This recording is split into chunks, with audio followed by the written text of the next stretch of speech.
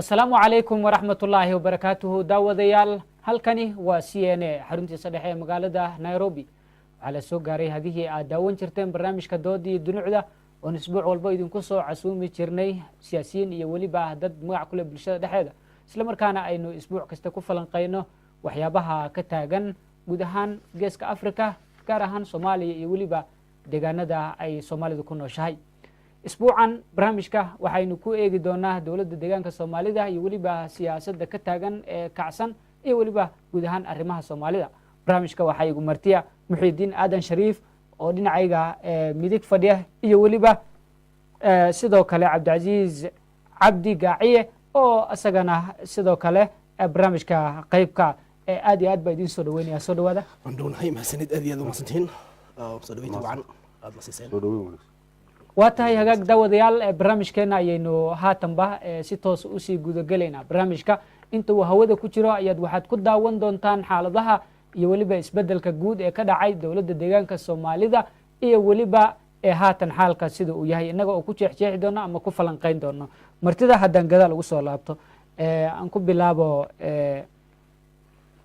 waxaan ku bilaabayaa Cabdicaziz maadaama laga daawan yahay Cabdicaziz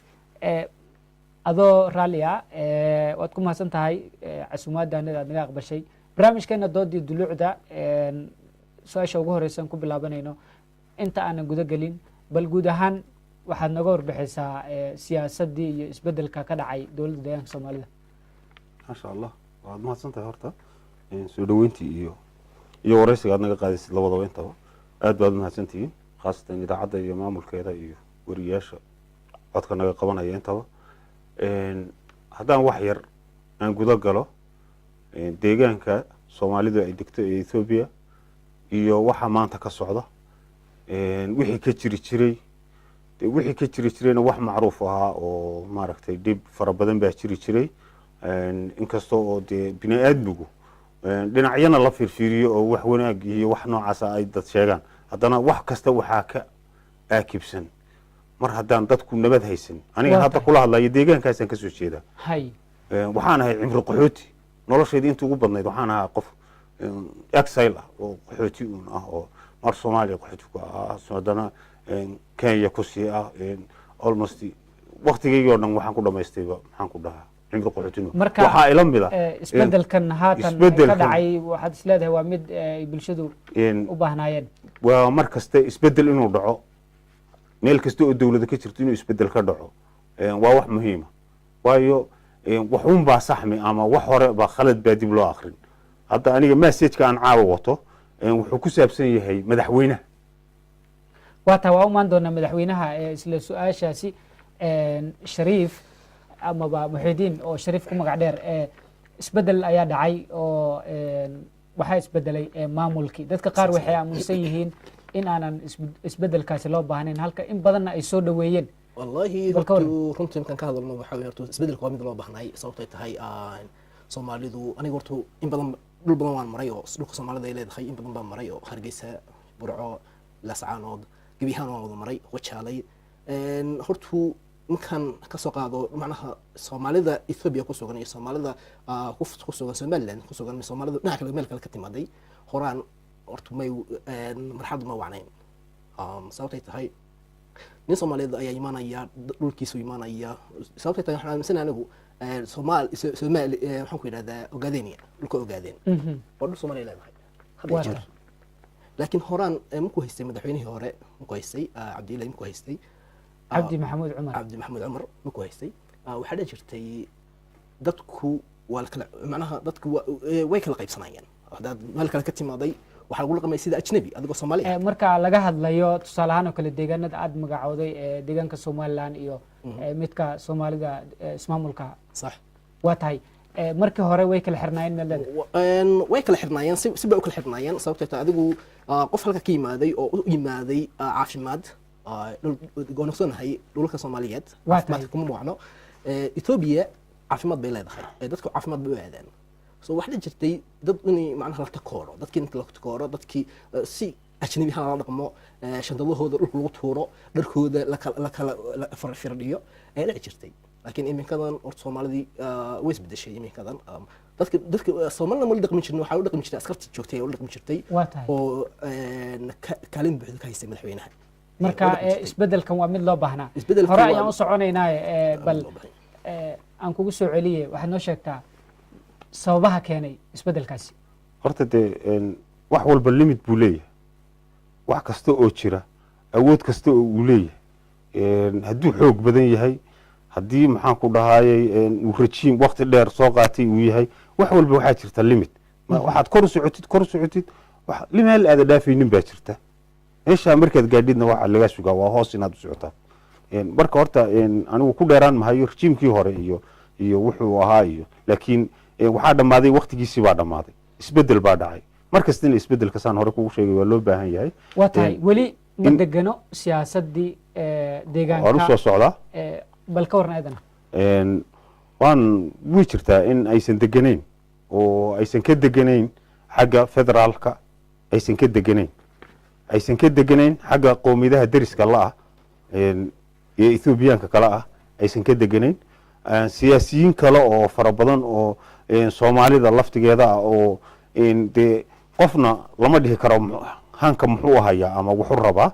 dad han iyo initiative leh oo wax raba oo iyaga laftigoodu legdan ku jiraa way jiraan oo in wixii marka ay siyaasadda waxay la murajistaan degi laadahay weli xilka ayaa la isku hayaa oo weli waxba haa han iyo dad maaragtay hanqaltaag iyo wax awoodoon ah way waa tahay, jirtaa ma aaminsantaha adigu in waxa la isku hayo uu yahay xilka oo uu ka degi laadahay siyaasadda hortuu ogaadeenaya hashay dhibta kuligta waxay ahayd qofku inaad siiso freedom buuxda waa dhib bay keentaa freedom of speech ee dadkii la siiyey oo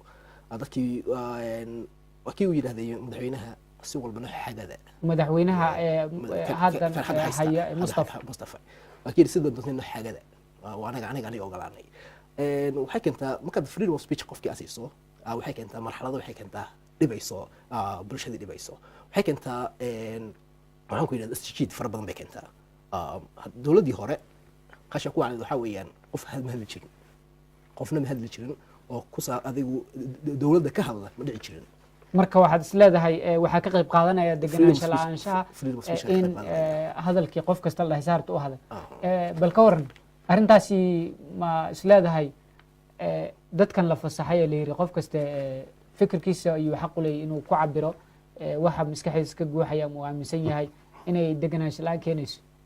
ma aaminsani waa tahay qofku ha hadlo xorriyadda la sheegahayaa maxay tahay qofku inuu xornimo dareemo waa inuu hadhadli karaa qofku uu soo jeedin karo bareerihiisa uu soo jeedin karo xorriyadda lagu sheegi kow ay ka bilaabanaysaa socsocodkaa yaa laba ah oo qofku inuu socsocon karo oo waddanka uu dhex mari karo oo danihiisa ka qabsan karo marka in marka hore las waa caburo xuquuq asaasi ahayd yes dadada. waaba caburintii iyo wixii dagaalkii iyo crisiskii iyo wixii dhibe ee la sheeganayay waxay ahayd xorriyatul qowl aan la haysanin maxaan ku dhahaa xorriyad oo xagga socodka oo aan la haysanin xorriyad kale oo maxaan ku dhahaa istaamiyo oo shacab oo lagu istaameynhayo ururo iyo waxyaabo noocaasa okay ururadan waxaasay ka ahayd. dhexgalo waxaa jiray ururkii ONLF ka dagaalami jiray deegaanka soomaalida ayaga oo heshiisyo rasmi a la gelin dowladda federaalka ah ayay ku dhex milmeen maamulkii soomaalida isla haatanna ay ciidamadoodii ama ay ku biiriyeen ciidamada liyuga bal ka waran waxaa horta jira wax baa kalifay si la yeelo markii la garan waayey baa haddana si alaaliya si la yeelo la garan waayey ma maqashay maamaha la dhaha jirta maxay ka dhigan tahay haddaad noo jilciso aniga Waxay- daawadayaasha dee adiga iyo daawadayaasha waxaa idiin sheegayaa olef waa lala dagaalamay caa'ilo kasta oo ay lahayd qaraabo kasta oo ay lahayd iyo dad kasta oo calal jambi u ahaa iyo cid kasta oo maaragtay ay u nasab sheeganaysay oo dhan baa la dagaalamay waxay ku sugnayd waxay hadda ku sugnayd markii hadda rejiimku isbedelayay ma ahayn waxay ahayd sabab qof walba uu maaragtay uu ku shaxaa tago soo qabashadiisii iyo dilkiisii iyo ay dadka khaasatan dadka soomaalida ah marka dantaa kaliftay inay isdhiibaan marka dantu iyo isbedelka iyagoo ka faa'iidaysanaya danta laftigeeda ma dhahayno isbedelka laftigiisa isbedelkii Ethiopia ka dhacay waayo prime minister iyo regime iyo dowlad dhan baa isbedeshay iyagoo taa ka duulahaya in ay ka faa'iidaystaan waa ajandaha hor yaalla waa tahay shariif wax yar waxaan oran lahay anigu halkani aad oratay freedom oo dadku xaq way leeyihiin xuquuq la siiya bini'aadanka laakiin xuquuqa socdaalka dhib ma aha laakiin hadda marka la yiraahdo qof walba hadalkiisa hadhiibto marka la yiraahdo dawladda dhib u keentaa dawladna oo noqsanaana dawladna waa dawlad imika soo samaysay tii hore waa tii ay dhacday tii hore dadku waa la caburiyay waa la dilay dad badan baa la dilay garaacista adaa watee garaacista iyo waxaan oo dhan maxaa soo ka mid maaha caburinta caburinta way ka mid tahay way ka mid tahay laakiin waxaa kasii wacan lahayd dadkii inay macnaha wax walba loo qabto laakiin hadalkii faraha badnaa iyo wax kastoo laga kormay waqti kaas ka waran waa tahay waa badan kartaa wax yar aan la hadlo adigu curyaan ahaa haddii ilaahay nasri uu ku keeno oo aad istaagtid oo dhaqaaqdid inaad ordidso isku dayi maysid midda ciidanka shariifow lagu daray liu booliska ma las dhihi karaa way isdhiibeen hortu way isdhiibeen sina isku dhiibeen oo macnaha dadkii okay dadkan waa dad qalad bay sameeyeen horaan new booliska qalad bay sameeyeen horaan laakiin qaladkii waxay ka haysteen kaalin buuxda waxay ka haysteen madaxweynaha ka haysteen maamulka ayaa taageerayay laakiin oran kari mayno qof walba hala dilo oran kari mayno sababtay tahay yes dad bay dileen hala dilo ayagana dee oran kari mayno because ayagu waxaa maamulaya madaxweynaha maamulaya oo oranaya waxa sameeya qodobkaas waan isdul taagi doonaa aan kugu celiye waxaa jira khilaaf u dhexeeyey xisbiga dimuqraadiga shacabka soomaaliya Ethiopia ee talada haya oo isbuucii ugu dambeeyey markii dambe uu soo dhexgalay ra-iisul wasaaraha Ethiopia Abiy Ahmed oo uu heshiisiyey madaxweynaha ayadoo weli aanan la shaacinin waxa rasmiga uu ku heshiisiyey madaxweynaha iyo gudoomiyaha xisbiga khilaafkaasi maxaad isleedahay wuu salka ku hay waa awoodahan markii hore waan kuu sheegay waa balse awood gudoomiyaha xisbiga waxaa gudoomiyaha xisbiga iyo madaxweynaha oo ah wasiir awood badan oo dowladda federaalka ee ka tirsan isla markaana ah wasiirka maaliyadda marka xisbigii madaxweynahan haatan talada haya waxaa la sheegayaa inuu ku soo daray dad tiro badan oo isaga la mabda ah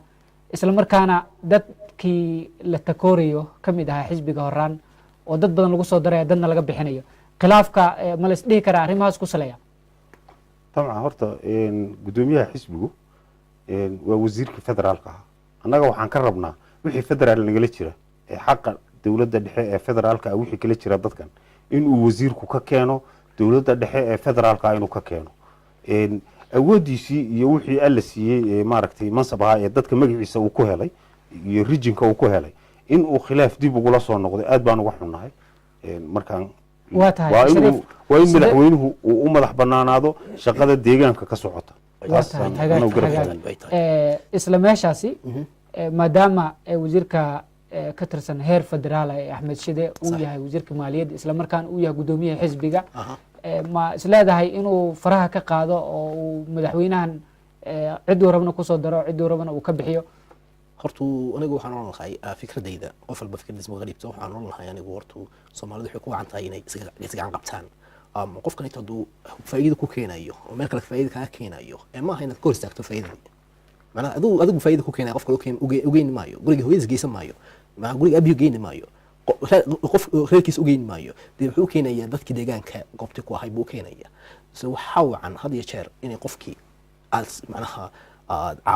caawisiin bini'aadanku in Soomaalida caawiyaan maanta meel fog baan gaar lahayn sana misanahan waa tahay hagaag waan dooda waan sii wadan doonaa intaas wax yar aan ku dib ugu noqdo horta iscaawintan waxa dawladda la dhaho waa jar hagaag stayska hoos ka bilaabaysa aad kor ku tageysay weey waa tahay Axmed Shide wuxuu noo joogaa dawladdii dhexe uu noo joogaa waa stayskii Soomaalida ugu sarreeyay buu joogaa waa tahay isagoo stayskaas jooga waxaa looga baahan yahay in uu kuwan uu la talashado oo uu tala wadaag ay leeyihiin shura waxa la dhaho hadda golaha wasiirada markii la dhisayay oo kale baa khilaafkooda horta uu bilowday ma garatay dadkii isbedelka iyo wax samaynaya aqoon-yahanka oo dhan waa loo diiday talada golaha wasiirada arrin laakiin waxaa loo cuskaday dastuurka Ethiopia waa loo cuskaday laakiin dadkoo dhan waa wada Ethiopian annagu waxaan u baahannahay dadkana goormaan ka soo tagnay wadanka inaan ku noqonnaan u baahannahay kii wax bartay iyo kii aan wax baraninba in ay ku wada noqdaan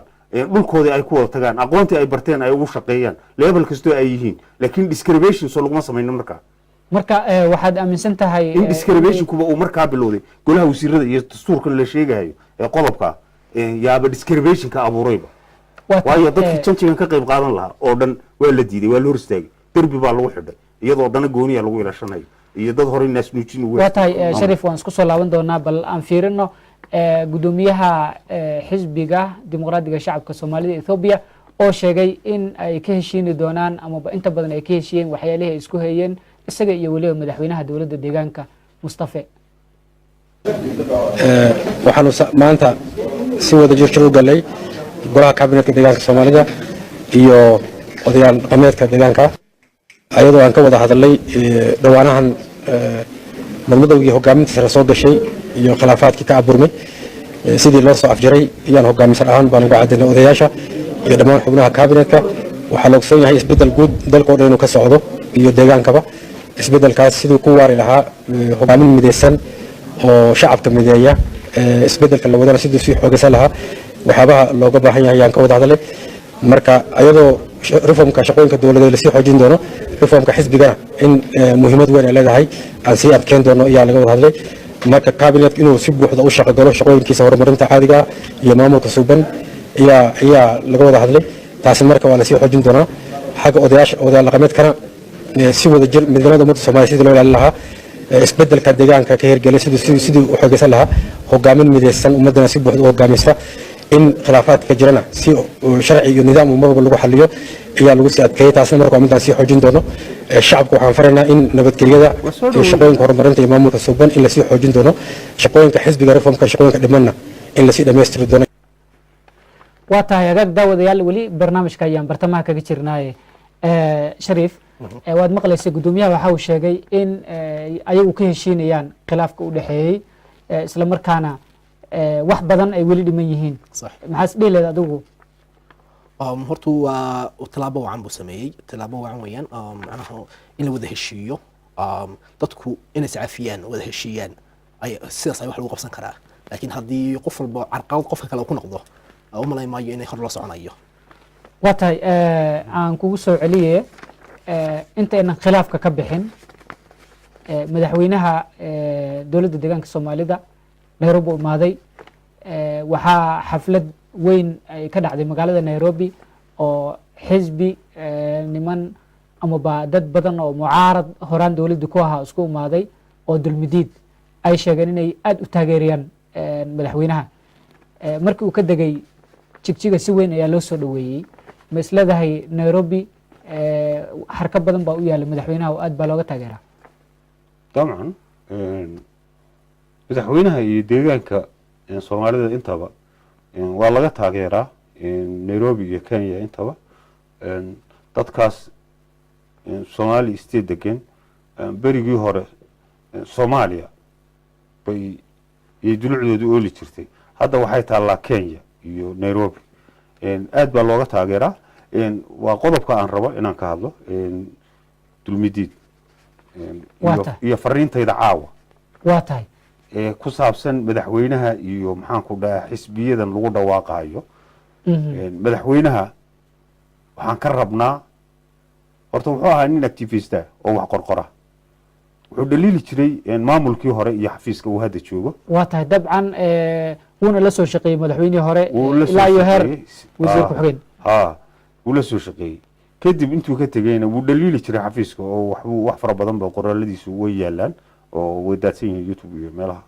baraha bulshada intaba marka madaxweynaha fariinta aan u diraynaa waxay tahay kow xafiiskii aad dhaliili jirtay wixii aad ku dhaliili jirtay inaad saxdid baa lagaa rabaa number 1 number 2 wixii aad islahayd wuu ka gaabiyey maamulkii hore ee aad ku eedeyn jirtay waxaan kaa rabnaa in aad buuxisid oo waxaan kaloo rabnaa waa tahay hagaag waan dhammaystiri doonaa waxaan socdaa qodobka xisbiyada annagu uma baahnin xisbiyo badan oo maanta la sameeyo oo lagu dhadhawaaqo oo magacyo badan leh iyo qolo kale oo calaamad kale loo sameeyo oo dadka oo lagu sii dhibaateeyo sidii hadda heegi iyo waxbaan maqmaqlaynay annaga waxaan u baahannahay bulsho midaysan oo Somali state waxaan u baahannahay hal xisbi hadday ololf tahay hadday dulmidii tahay hadday midka ay isagii Axmed Shida isku haystaan ay tahay haddii mid kale oo soo socdo oo iman doona ay tahay annagu waxaan la noolahay qoomiyada naga ballaadhan na gumaysan jiray na haysan jiray nagu tuman jiray kuwii ugu faraha badnaa oo hadda doonahaya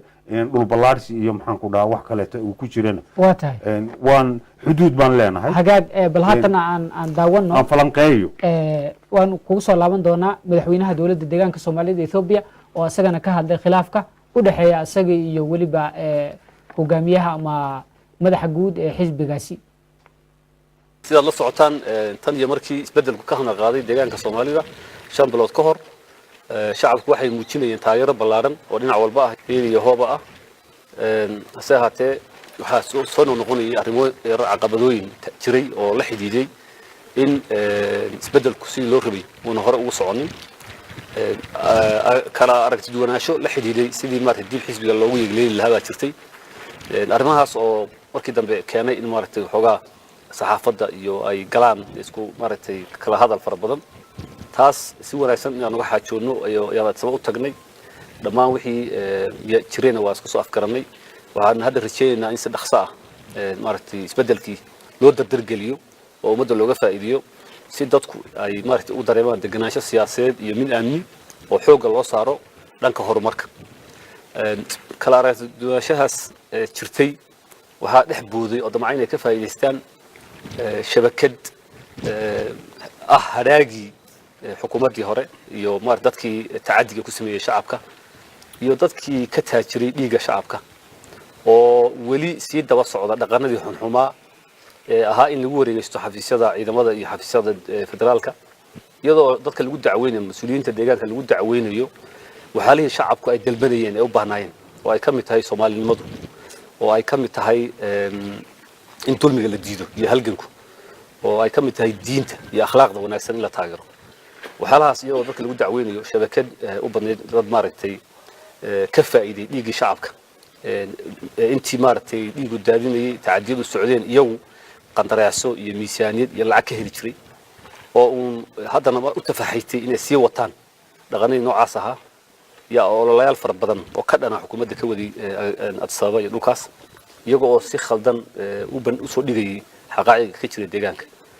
waxaa maanta shacabka ugu bashaareynaa in dhammaan isku dayada noocaas ahaa si buuxda looga adkaaday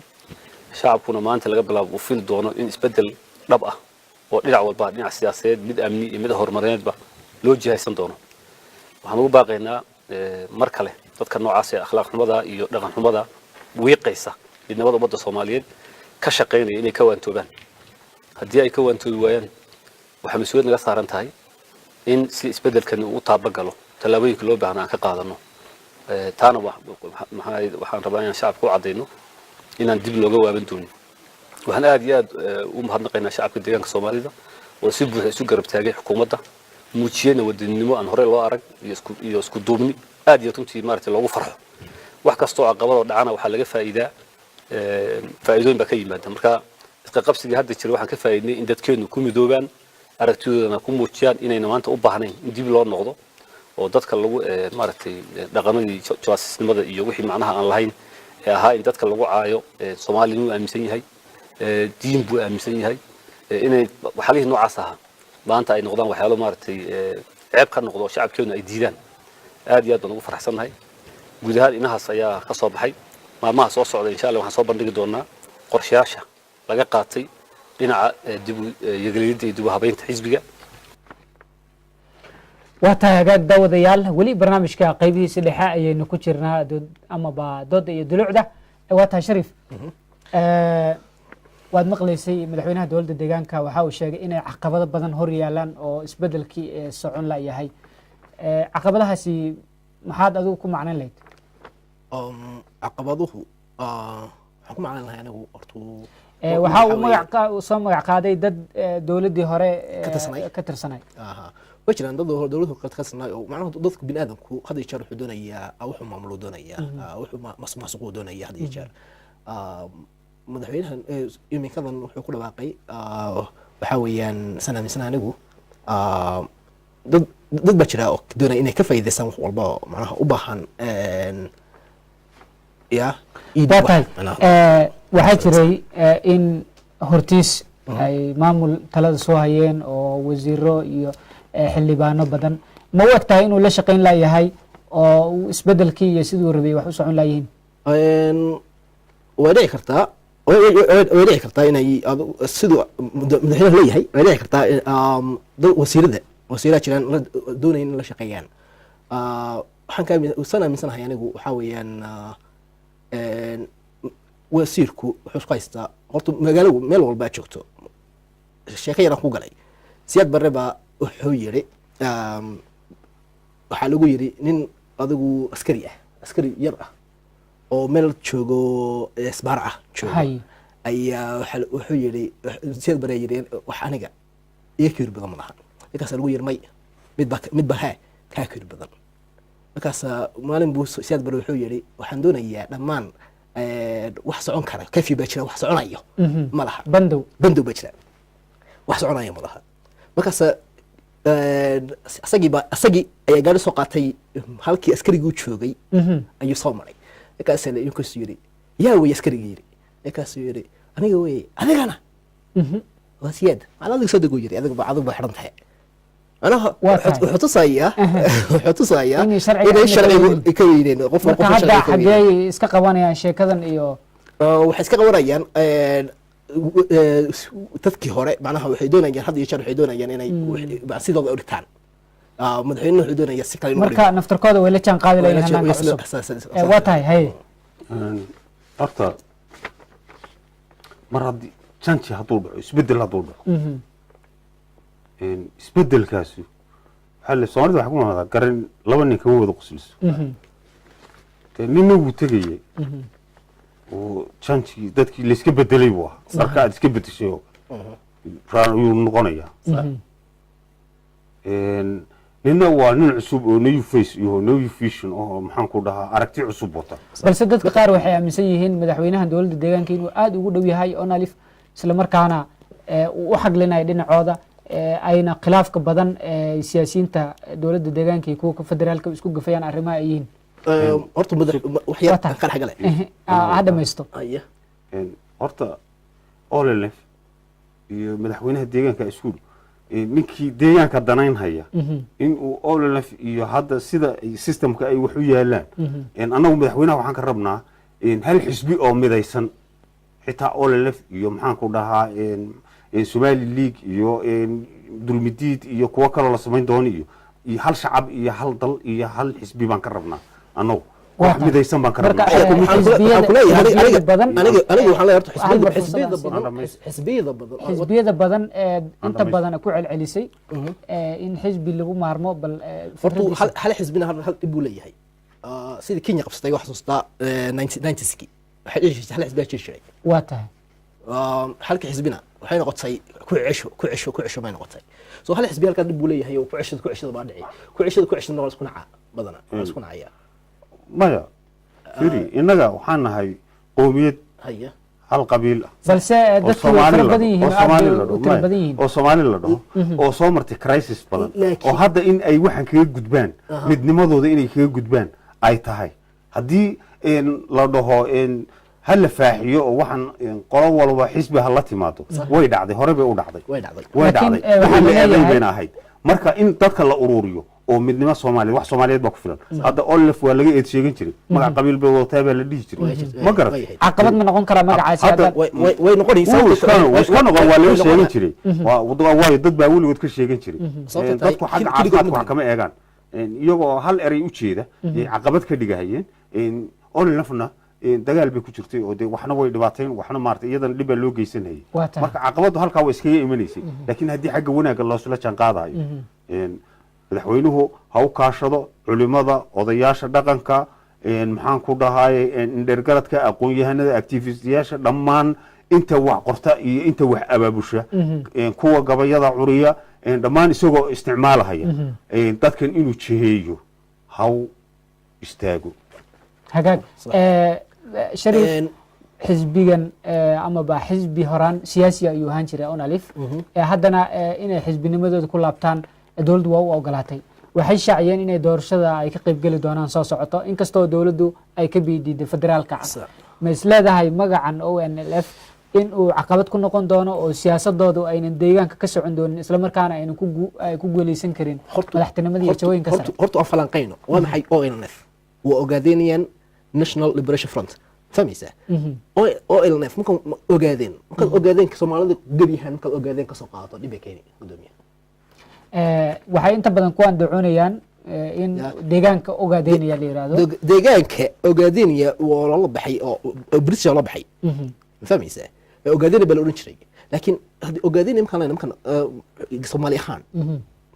Soomaali baan nahay gabiyahan siyaasad ahaan dadka lagu qancin karo magaca uma wacno ogaadeenaya uma wacno magac kale ka duwan inay la yimaadaan ka wacan lahayd waa tahay Soomaali galbeed iyo wadaaba waxa soo dhan hadda xisbi Somali League la dhaha jira waa tala isku haysto Soomaali fahmi hadii ay daawo keenaysa weey waxaan ogaadeenahay uu daawo keenay Somali League baa jira Somali galbeed baa jira intaaba waa laga sii sheeganayay oo qolaa weliga dadka dhulkan hadda aan joogno hada watay wadan hadda ma joogna Kenya hal qabiil baa u dagaalamay ma garatay waa ogaadeen qura maya Kenya qabiilo badan baa dagaalamay kukuyada dadka boardka ahaa lagu magacaabi jiray mawmaw kukuye ahaa ma garatay xornimadii markii heleen xornimadii markii heleen waxaa harsaday oo u wada aayay Kenyaan oo dhan qolo walba madax ka noqotay marka ayagana whatever marka haddii qola ay majority-ga tahay oo ay hadda xornimadii iyo dhaqdhaqaaqii iyo ay u badnayd xitaa dadkan kale looma diidaneen inay wax samaystaan oo iyaguba ay dagaalamaan oo ay dembigii lagu eriyanayo kuwa qabiilku yuusan gaaraysan ku ahaan laakiin waxa ay hayeen hawshii ay hayeen ha ku muuqato anigu aan qabiilka iyo isbeelinkiisa iyo aan ku muuqdo horta hawl wacan way wadeen wixii ay wadeen horta hawl wacan way wadeen iyo waxa hadda maanta la hawshoodna waxay ahayd inay xaqiijiyaan inay Soomaalidu lugaheeda ku istaagto ma waan ku habsaameynaa haddaan hadda qabiilka isbeelinkiisa aynu ku noqono hal meel aan ka dhaxlay aan danta ka anoo u yar jilcinaya Muxidiin deegaanka waxaa ka jirta ilaa iyo 31 qabiil sax waan ogahay ayaguna waxay ka mid yihiin mid ka mid ah oo soddonkaasi mid ka mid ah marka haddaan horey uga sii tallaabno aanan isdul taagin isbeddel ayaa haatan yimid weli waxaa jira arrimo tiro badan oo farima qodno waxaa heshiiyey amaba heshiis dowladda deegaanka iyo weliba ayagoo ay federaalkana ay wada hadleen bal aan daawano mid ka mid ah waktigii ay heshiiska onalif iyo weliba madaxweynaha dowladda deegaanka ay ayagu sameynayeen isku darka ciidamada ayaga oo labadoodaba qodbeynaya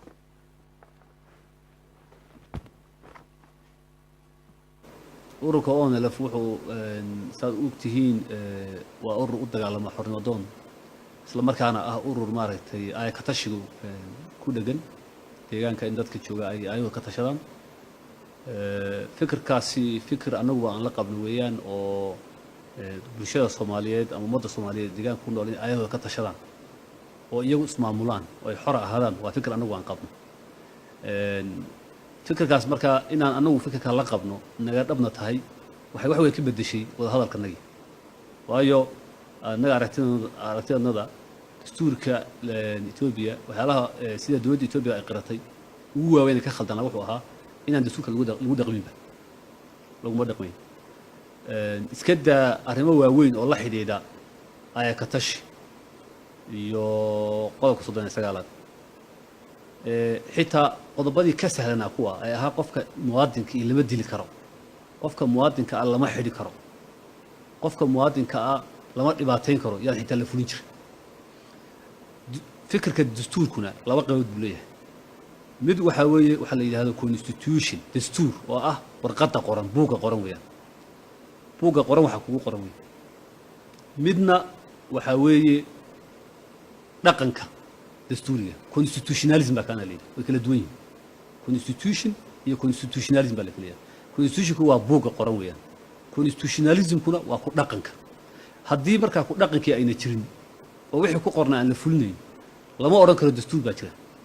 because dee maamuladii ka horreeyey ee Ethiopia kuwa hadda jira ka horreeyeyba uu ka mid ahaa dhargigii dastuur u qoran baa jiray haddana dee malaayiin baa la dili jiray maalin walba marka horta dowladdan cusub ee hadda ka dhalatay Ethiopia waxa ay ballan qaaday oo garwaaqsatay in wixii khaldanaa ee dastuurka Ethiopia oo la dhaqan gelinayo in la dhaqan geliyo xuquuqihii dadku ay lahaayeen in la ilaaliyo ay ka tashiga in loo ilaaliyo dadku inay fikirkooda xor u ahaadaan in laga waxeeyo arrimaha noocaas anagu waan ku waafaqsanahay marka arrin taas doorkan shuruud maanaan kaga dhigin inay ka tanaasusho jihadu marka hore waxaan aad iyo aad ugu faraxsanahay munaasabadan qiimaha iyo qaayaha badan ee intaloo qof oo muwaadiniina oo walaalo ah oo waayuhu kala geeyey maanta isu keentay waa mahad ilaahay aad baan ugu faraxsanahay oo mahadsantihiin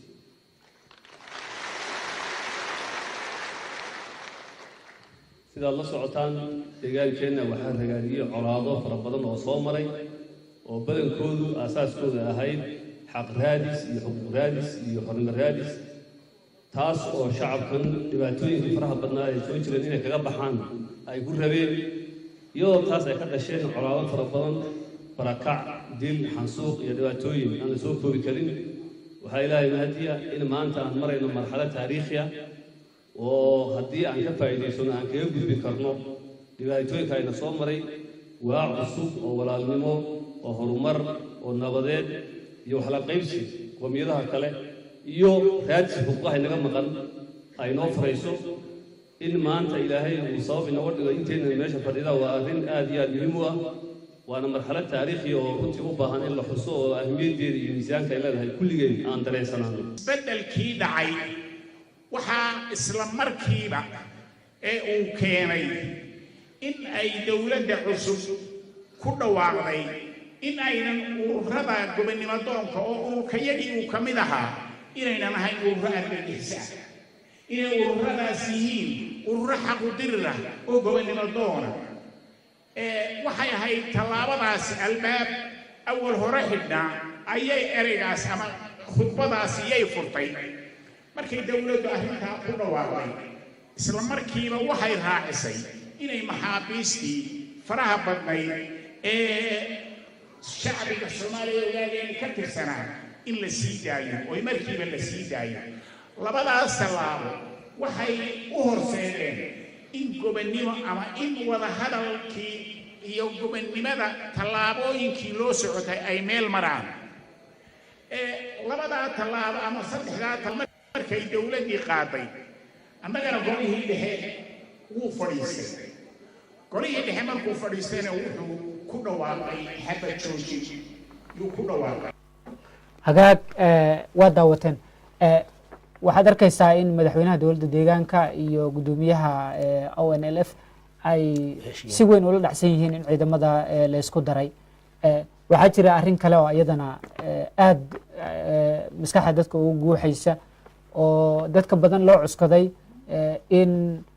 jabhadda ONLF ay xaq u leedahay inay dagaalkeeda sii wadato iyo arrimo tiro badan oo arrinta shidaalka ah aan ku horeeye waxaa la yidhi dadka meelaha sida shilaaba oo kale shidaalka laga helay oo kale ayaa deegaankaasa loo ogolyahay 5% ama 10%. bal ka waran adigu horta wuxuu mar haddii awooddii qoriga iyo waxa noocaas ahayd la wareejiyey dagaalka u dhiman waa mid wada hadal iyo qalin iyo maxaan ku dhahaa diplomatic size ah in wada hadalkooda ay ku raadiyaan waddo kale oo ay ka mid ah qaybaha dagaalka dad badan oo horaan taageersanaa jabhadda ONLF way ka biidiidsayn in ciidamada la isku daray iyadoo weli arrintii shidaalka aan laga heshiin wax wal bini aadmiga diinta islaamka aan la isku raacin diinta islaamka ilaahay uu soo dejiyay yaama la isku raacin wax kasta oo maaragtay wax lagula tacaalahayana dee qof diidahaya oo ka biyo diidahaya wuu jirtaa marka waa tahay isla su-aashaasi shariif dhinaca shidaalka shidaalka Kenya ayaan haatan joognaa qomiyadda Turkana oo deegaankeeda laga helay waxaa la siiyey 100% ilaa 30 marka bal ka waran qiimaha u dhaxeeyay ama ba markaas barbar dhigto hortu qiimo weyn baa udhexeeya waa difference weyn baa udhexeeya Kenya turkaanadu to sabankii waa dad yar weeyaan dhibaatadii ugu badnayd ilaa Chinese-ka lagu laayay waxay ahayd arrimo shidaal ilaa haatan ayadoon weli go-aan laga gaarinna dadkii u dagaalamayay waxa ay ku biireen ciidamadii dowladda maxaa laga filan karaa ciidamada dowladda markaan leeyahay oo dadkan dowladdan horta ONLF horaan waxay u dagaalamaysa Soomaaliya bay u dagaalamaysay maanta Ethiopia dhan bay u dagaalamaysaa oo macnaha dowlad markay ku biiraan waxay noqonayaan mid ka mid ah macnaha waxay la siman yihiin dowladdii bay la siman yihiin ay noqonaysaa horta waa wada wacan weeyaan wada wacan madaxweynaha soo dhaweynaya waa wada wacan laakiin tan dhibta keenaysa ba waxay tahay shidaalka markii Kenya turkaanadu waa qowmiyad dad yar weeyaan markii 30% la siiyay Kenya ay u ogolaatay ka waran Soomaaliya dhan markii shan loo ogolaado waa qalad sana miisanaha aniga waa tahay inagoo taas tixraacayna taas waa sax weeye waa farqi weyn baa u dhaxeeya laakiin farqigaas qaab lagula tacaali doono baa jirta waa fariinta aan u gudbinayno madaxweynaha iyo maamulka iyo waa tahay gabagabadii barnaamijkana waynu ku sii siqaynaa guud ahaan siyaasadda deegaanka iyo markaad isku darto arrinta shidaalka maxaad dhihi lahayd waxaan leeyahay arrinta shidaalka waa waxa noogu weyn aan indhaha ku wada hayno marka guddoonka OLF madaxweynaha kilirka wasiirka dowladda dhexe ku jira intaba waxaanu ka rabnaa qoondadii deegaan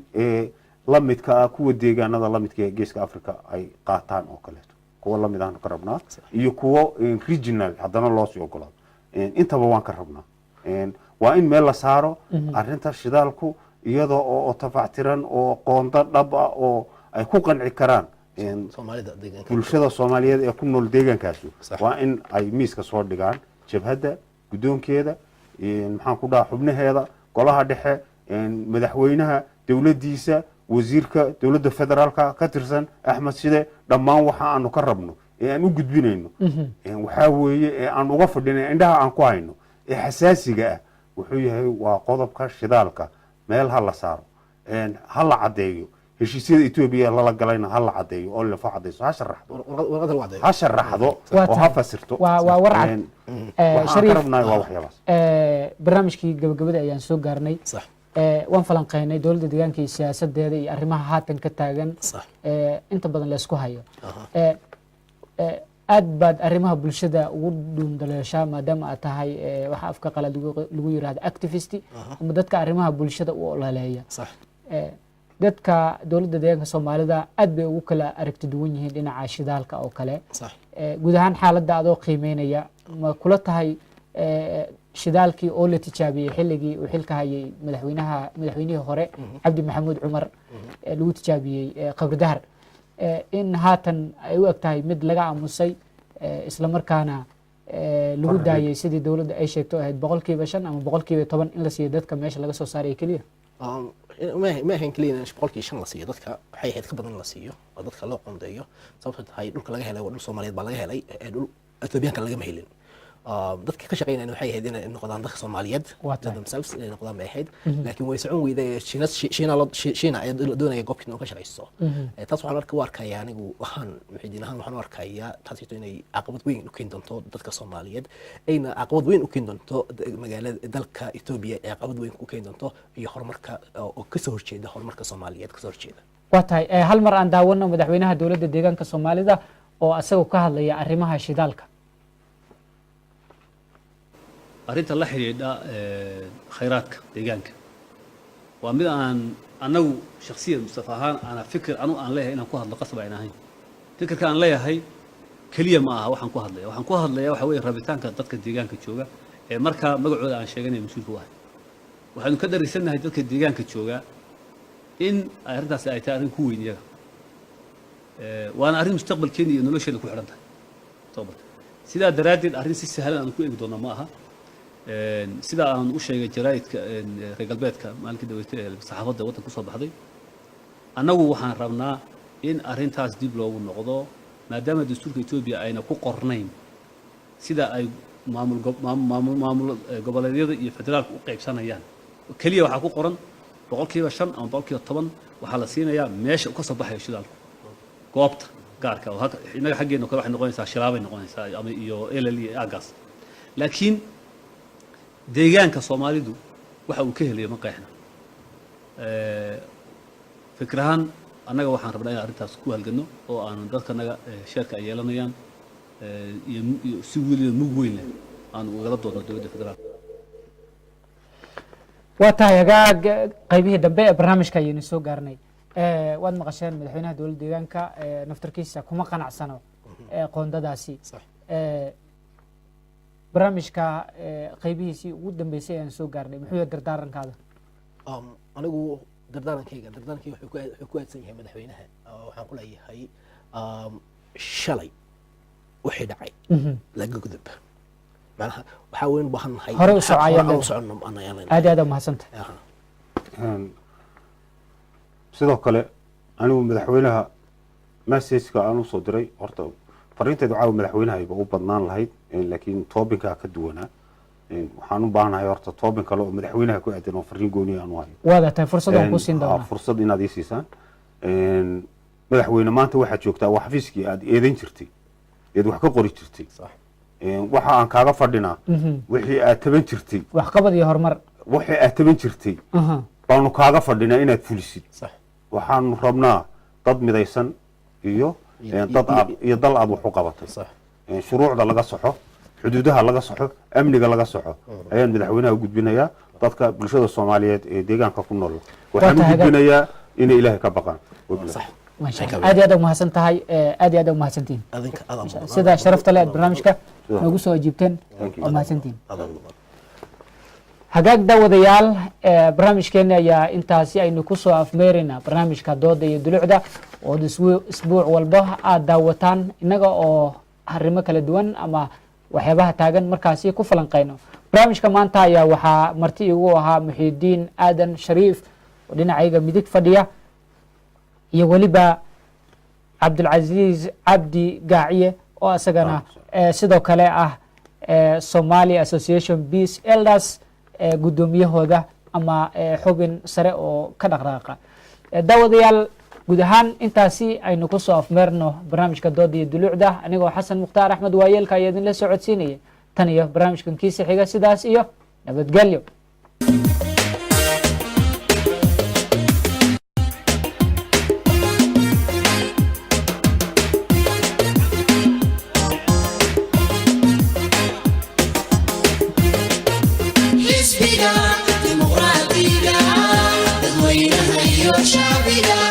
deegaanka Soomaalida Itoobiya dadasho